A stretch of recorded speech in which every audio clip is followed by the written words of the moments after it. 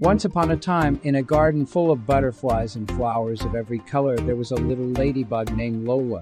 She was different because she had no spots on her wings. Sometimes she felt a little sad, but deep in her tiny heart, Lola hoped to discover what made her truly special. All my friends have pretty spots, but why don't I have any? Look at my spots. They're big and dark, like the deepest night. Mine shine like little stars, sparkling across the sky. Haha, and my round spots are perfect.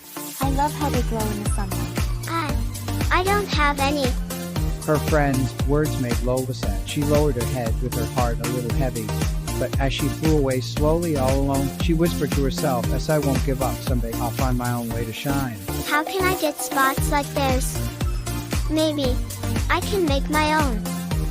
First, Lola rolled in the dirt thinking she would look covered in black spots, but when she looked, she was all brown and dusty, more like a tiny mud ball than a ladybug. Achoo. This doesn't work. OHs. Now I've got pollen even on my antennas. Finally, she tried sticking little seeds on her wings. They looked like spots, but the moment she took off flying, they all fell down. Lola sighed, but inside her grew something stronger, the courage to keep trying. Nothing works. But I'll find my own way. Then, as if the garden wanted to help, Lola found a fallen branch dripping with shiny sap. Curious, she touched it with her little legs and discovered she could paint with it. Look!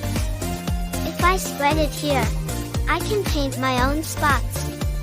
And I can make them in many colors.